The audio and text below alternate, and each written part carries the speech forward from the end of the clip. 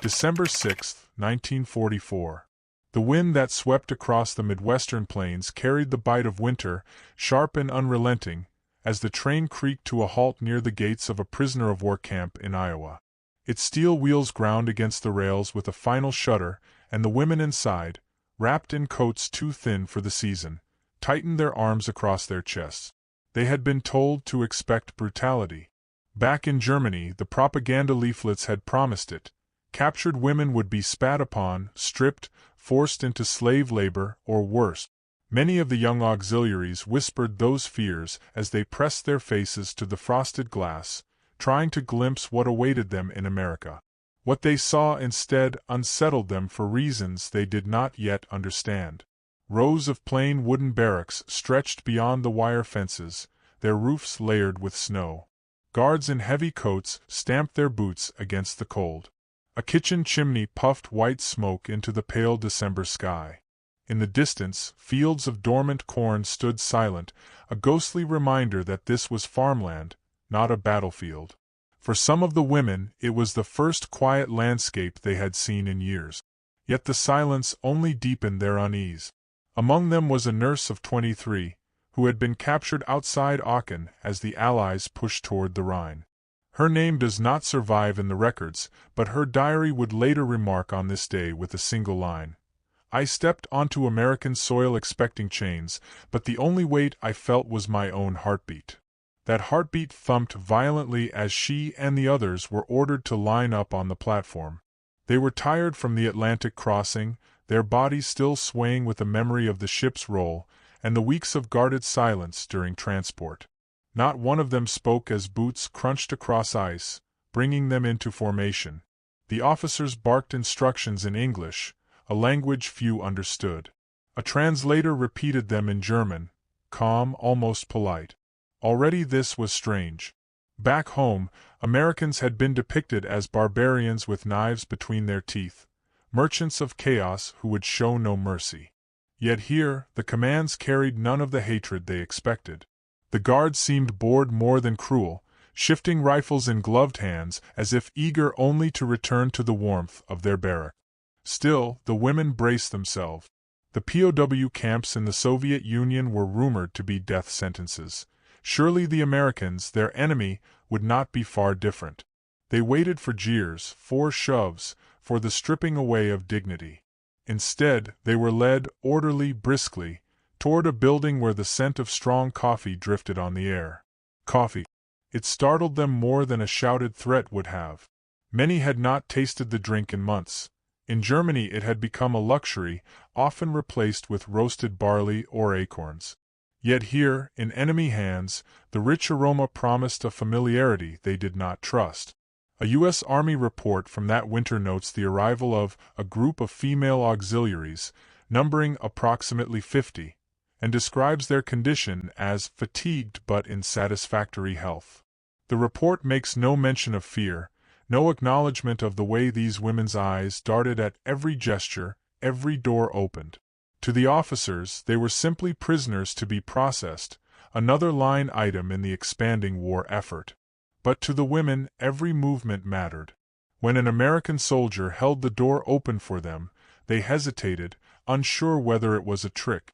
When he gestured again, impatient but not unkind, they shuffled inside, boots squeaking against the wooden floor. Inside, warmth flooded their cheeks. The barracks smelled faintly of soap and boiled potatoes. Long tables were set with tin cups and plates, waiting. A Red Cross volunteer, her hair tucked beneath a wool cap, stood nearby, handing out blankets.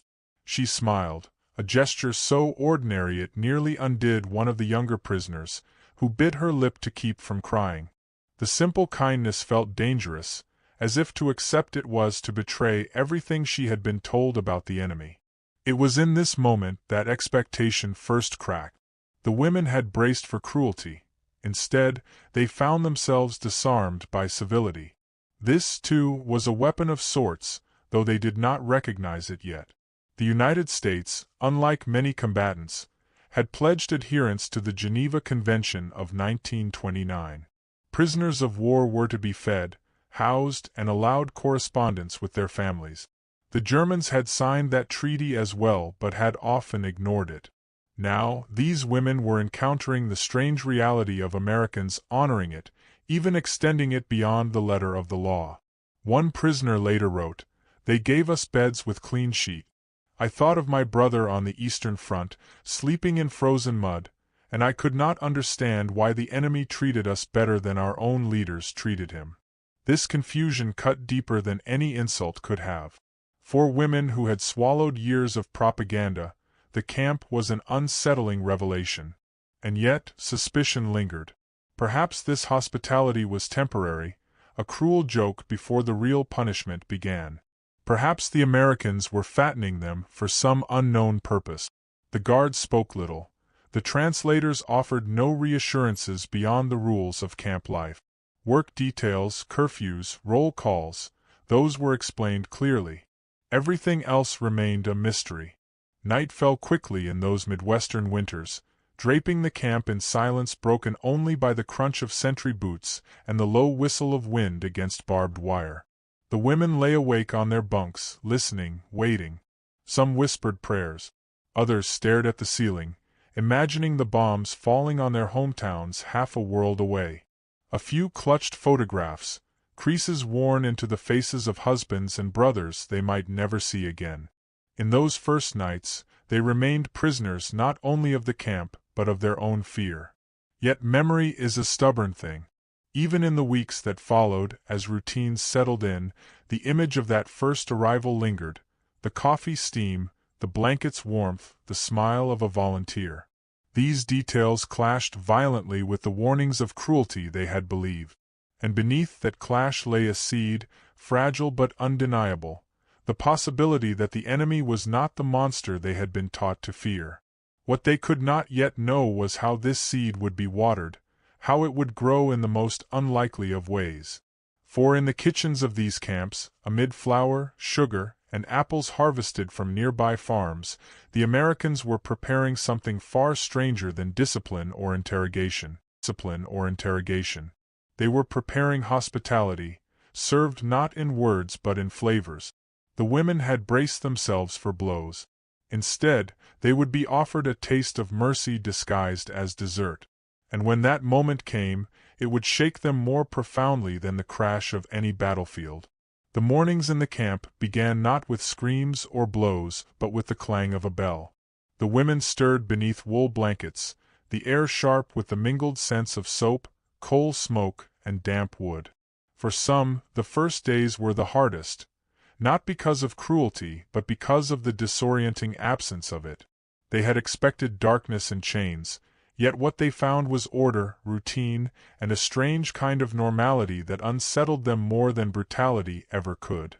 They filed out of the barracks into the winter chill, their breath puffing like smoke against the pale horizon. Guards with rifles slung casually across their shoulders counted them quickly, bored, as though this were just another job. The women, still cautious, kept their eyes lowered, expecting any moment for the illusion to break. But the illusion did not break. Instead, they were marched toward the mess hall, where the air was warm, and the smell of bread drifted from the ovens. One German nurse later admitted that she had cried at the sight of butter on the table. In her hometown, such richness had disappeared long before she was captured. The camp was no paradise.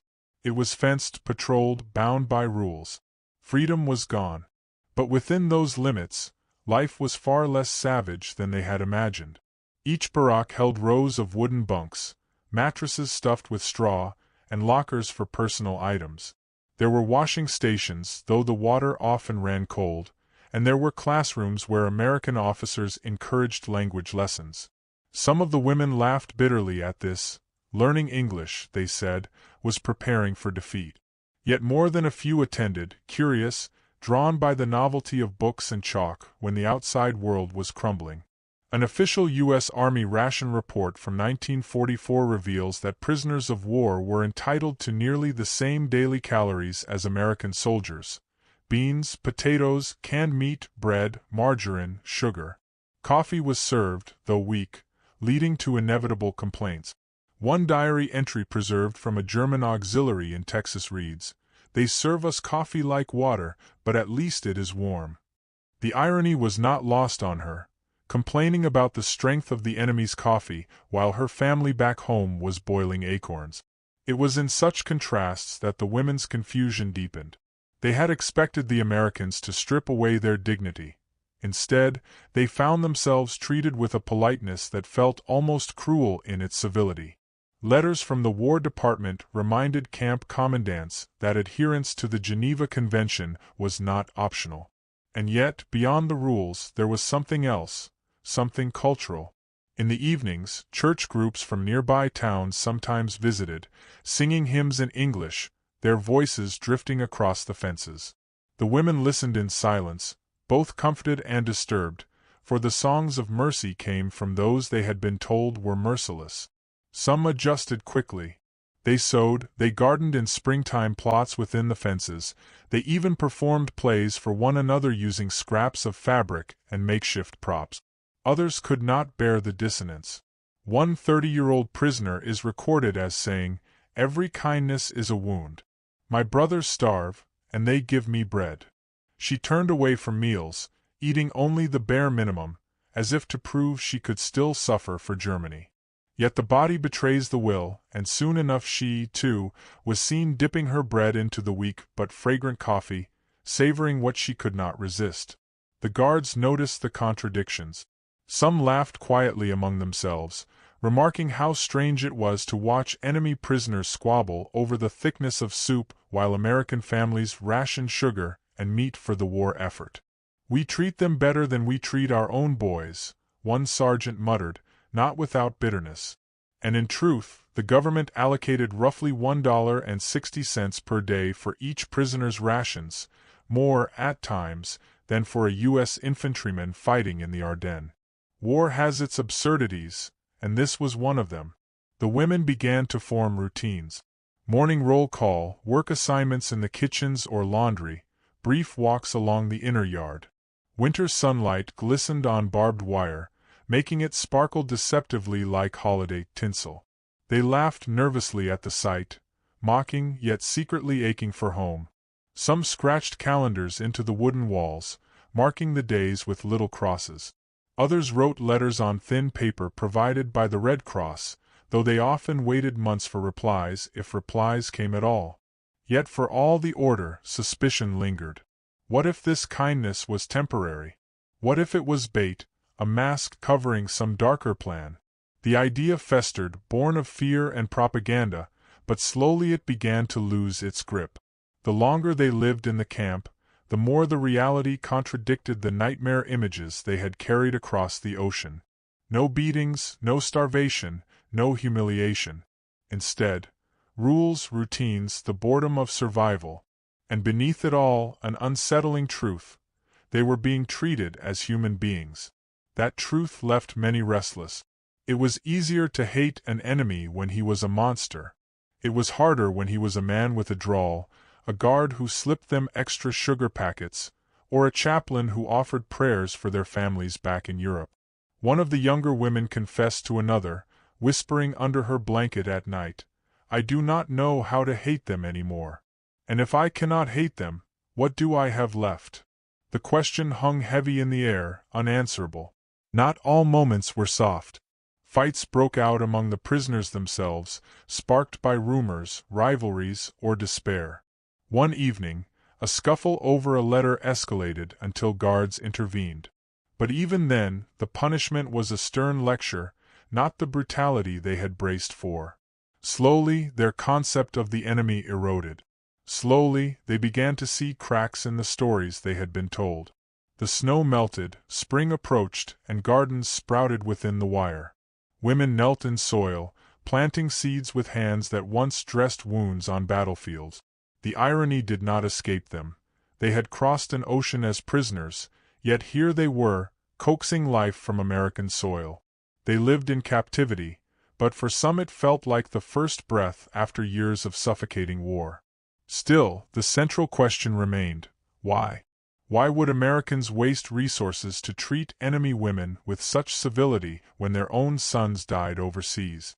The women puzzled over it endlessly, each day deepening the mystery. And though the answer was layered, part law, part culture, part strategy, its most potent expression was yet to come. For just beyond the kitchens, the smell of something sweet was beginning to rise. Flour, sugar, butter, and apples were being transformed by local hands into a dish both ordinary and extraordinary. The women could not yet know it, but soon they would be invited to taste it. And when they did, the walls of belief they had carried across the sea would shudder in ways no prison fence could contain.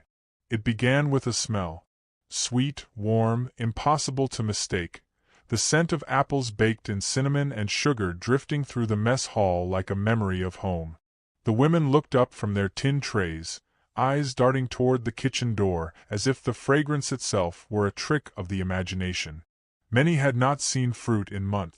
In Germany, by late 1944, apples were rare, hoarded, or shriveled from cellars. To smell them here, in captivity, was like being taunted with the ghost of childhood. Some stiffened in suspicion. Others closed their eyes, letting the scent take them briefly elsewhere. The door swung open, and what entered was stranger than any rumor they had carried across the Atlantic. Not soldiers, not guards, but women in thick winter coats, American church volunteers, cheeks pink from the cold, balancing heavy trays covered with golden-crusted pies. Their boots squeaked against the floorboards as they set them down on the serving table. They smiled awkwardly, unsure whether to meet the eyes of the prisoners. The German women stared back, stunned into silence. One whispered half to herself, "Why would they waste such food on us?" A guard coughed, embarrassed at the stillness, and motioned for the serving to begin. A slice was placed on each tray, flaky crust, steaming apples, a hint of butter that melted into the tin plate. The prisoners hesitated. Forks hovered, hands trembled. They had braced themselves for hunger, for punishment, not for sweetness. To taste it felt like surrender. Yet hunger is louder than pride. Slowly, cautiously, they raised the first bites to their mouth. What happened then could never have been captured by the official reports, which merely record that local women's groups delivered baked goods to prisoners. But in private diaries and later testimonies, the moment reappears again and again. A 20-year-old Luftwaffe auxiliary described it in a letter written years later. "I bit into that pie, and it was as if the war slipped away for one heartbeat. I remembered my grandmother's kitchen, the way she cooled pies on the windowsill. I did not want to remember, but the taste forced me to." For others, the sweetness was unbearable. One prisoner set her fork down and began to weep quietly, her shoulders shaking in silence. Another muttered angrily that it was manipulation, a way to soften them, to make them forget the men dying in Europe. But even she, by the end of the meal, had finished her slice. The body craves what the heart resists. The irony was not lost on the guards, who exchanged amused glances. "They thought we'd whip them," one private remarked later, "and here we were feeding them pie. Maybe that's the best propaganda we ever had." He wasn't entirely wrong. The War Department encouraged acts of humane treatment, not only to comply with the Geneva Convention but also to stand as living rebuttals to Nazi accusations of American barbarity. In that mess hall, the strategy was working in ways more intimate than any leaflet dropped from the sky. The German women did not trust easily. Even as they licked cinnamon from the edges of their forks, they wondered at the motive. Were the pies poisoned? Were they meant to humiliate? But the Americans ate from the same trays, smiling with sticky fingers, wiping crumbs from their chins. The volunteers spoke softly, in broken German or with the universal language of gesture, asking about families, offering seconds to those who dared to meet their eyes. In one corner, the nurse who had first stepped off the train weeks earlier found herself staring at the crust in her hand. She had expected chains, then found blankets. Expected starvation, then found stew. Now she expected nothing, yet here was a gift she could not explain. She took a bite, closed her eyes, and in that moment, memory betrayed her. She saw her mother dusting flour across a wooden table, her little sister licking sugar from her fingertip. She had spent years swallowing hatred, feeding herself on slogans. Yet here, in enemy hands, came a taste that disarmed her more than any bullet. Not every woman yielded so quickly. Some shoved the pie aside, untouched, stubborn against the temptation. But even their defiance rang hollow, for the scent filled the room, seeping into every breath. It was not just food. It was symbol, it was weapon, it was paradox. The sweetness forced them to reckon with a truth they had been warned against. The enemy could be merciful. A U.S. chaplain, who had accompanied the churchwomen, later recalled, "My mother always said, feed them pie, not hatred. Show them who we are." I didn't know if it would make a difference. But when I saw those girls' faces, I knew something had shifted. He was right. It was small, almost invisible, but it was real. Some prisoners scribbled hurried notes that night, recording the experience in code so censors might let the letters pass. One wrote, "The enemy's greatest weapon is butter." Another confessed that she had dreamed of pies cooling on her grandmother's sill, a dream sweeter than any she had allowed herself since the war began. The simple dessert had unsettled them more than hunger ever could. There was humor too, though it came in hushed tones. One woman joked that perhaps the Americans hoped to make them fat so they could not run if escape was ever possible. Another teased that the crust was too thick, that her mother's recipe was better. Laughter, tentative and fragile, broke the silence that had hung over the barracks for weeks. It startled them to hear it, the sound of joy in captivity. But beneath the laughter lay unease. For what did it mean if the enemy was kind? What did it mean if the same hands that held rifles could also offer pie? If America was not the barbaric giant they had been taught to despise, then what else had been a lie? That question lingered like an aftertaste long after the crumbs were gone. The guards cleaned the hall, volunteers gathered their trays, and the women returned to their bunks with full stomachs and restless hearts. Some lay awake replaying the taste, torn between gratitude and guilt. Others resisted, swearing never to be softened by sugar. But resistance was brittle. For every bite had carried not just flavor but a challenge, to reconsider who the enemy truly was. The pie was not just food. It was ideology wrapped in pastry. It was America saying, without speeches, "We will fight you with bombs, but we will also fight you with mercy." And mercy, in its quiet way, was harder to resist than steel. The women could not yet know how deeply this moment would mark them, how it would echo years later when the war ended, when some would return home to ruins, and others would find themselves longing for the strange civility of their captivity. For now, all they knew was that nothing in their training, nothing in their propaganda, had prepared them for this. And the true shock had not yet come. For if apple pie could shake their faith in old lies, what awaited them in the closing days of war would dismantle those beliefs entirely. By the spring of 1945, the fences no longer felt like a cage so much as a line on the horizon. The women still woke to the clang of the morning bell, still lined up for roll call under the watchful eyes of guards, but something intangible had shifted. They had come expecting hatred and had found, instead, the steady monotony of dignity. They had tasted apple pie in the mess hall and felt their convictions shudder. Now, as rumors of Germany's collapse seeped through the cracks of letters and radio whispers, the prisoners discovered that captivity was reshaping them in ways they could not have imagined. The nurse who once braced for chains now found herself teaching English phrases to her bunkmates, amused at how American words curled awkwardly in their mouth. The 30-year-old who had resisted meals out of loyalty to suffering brothers now spent her afternoons tending a garden inside the fence, coaxing beans and cucumbers from the soil. Even laughter, which had seemed treasonous in those early weeks, grew more frequent, carried on the spring air. Yet every kindness brought with it a pang of guilt.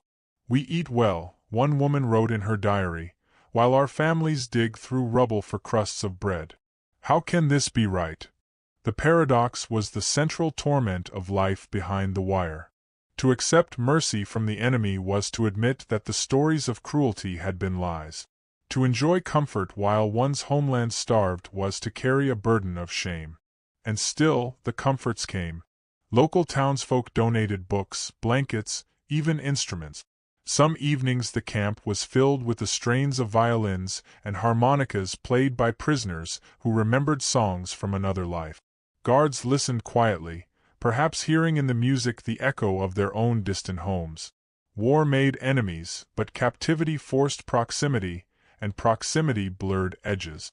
When Germany surrendered in May, the camp erupted not in cheers but in silence. The women gathered in clusters, reading the bulletin posted at the gate, its English words translated line by line. Hitler was dead. The Reich had fallen.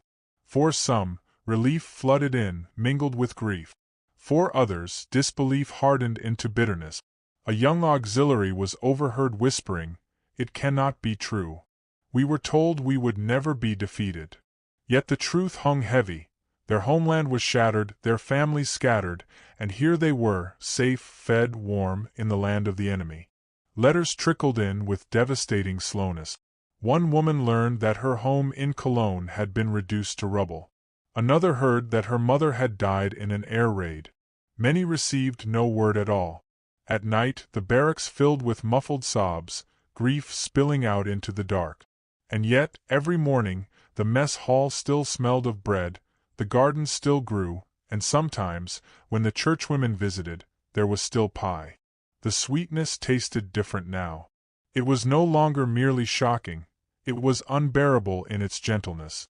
The ideological rupture was complete. For years, these women had been told America was a land of monsters, where cruelty reigned. But the monsters had given them music, books, soap, and food. The monsters had served them pie. For many, this contradiction became a wound that never fully healed. Decades later, interviews with former POWs revealed the depth of that dissonance. "I could not reconcile it," one woman admitted. "I came to hate our leaders more than the enemy. They lied to us, and the Americans proved it with butter and apples." Some of the women would return to Germany when the war ended, stepping off ships into cities hollowed by bombs. They carried with them the memory of the camp, the fences, the blankets, the unexpected mercy. A few, remarkably, chose to come back to America years later, emigrating, marrying, building lives in the very land where they had once been held captive. Their children grew up speaking English, their kitchens filled with the smell of pies cooling on windowsills. What had begun as a weapon of irony became, for them, a tradition of belonging. But even those who never returned could not forget. The taste followed them, lodged in memory like a splinter. They remembered the volunteers' hesitant smiles, the chaplain's prayer, the guards who looked away when they took extra sugar. They remembered the shame of enjoying it, the guilt of surviving better than their families back home. They remembered that in the darkest winter of the war, the enemy had fed them mercy when their own leaders had fed them lies. The apple pie became a symbol far larger than itself. It represented the collapse of a myth, the breaking of an illusion. In its sweetness lay the bitterness of betrayal by their own regime and the bewildering recognition that humanity existed even on the other side of the war. It was proof that the most dangerous weapon America wielded was not only the bomb or the rifle but the ability to disarm with kindness. One prisoner captured this paradox in her journal. "The pie tasted of childhood, of safety, of home. But it also tasted of defeat. I could not eat without thinking of my mother in ruins. Yet I ate because I could not resist. And in that moment I knew the war was lost, not because of armies, but because of the lie." Her words, scribbled in pencil, survived the censors, survived the decades, a testament to the quiet revolution that had unfolded behind the wire. When the last transports finally carried them back across the Atlantic, the women looked at the shorelines of America one final time. Some spat into the sea, vowing never to forgive their captors for the humiliation of kindness. Others wept silently, knowing they were leaving behind a place where, for all its iron fences, they had felt safer than they ever had under the shadow of the Reich. Each carried her own version of the memory, but none could deny it. The taste lingered. Years later, in kitchens across Germany, daughters would ask their mothers about the war. And sometimes, when the subject was unbearable, when the rubble and the loss felt too heavy to speak of, the mothers would tell a different story. They would tell of the time the enemy gave them apple pie, and how it tasted like mercy in the middle of hell. The daughters would listen, bewildered, and perhaps begin to see the war not only in terms of destruction but also in flashes of humanity. The memory of pie in a prison camp is a small story, almost absurd against the backdrop of a world at war. Yet small stories often hold the greatest truth. For these women, the sweetness of apples and sugar marked the moment when myths shattered and reality broke through. They expected cruelty and found compassion. They expected starvation and found bread. They expected monsters and found men and women with ordinary, merciful hearts. And so the legacy endures, whispered across generations, that in the middle of history's darkest conflict, a simple slice of apple pie reminded prisoners and captors alike that even enemies are human. But the question that lingers is more unsettling. If mercy could reach across the barbed wire of war, what other lies had they believed, and what else had been possible all along?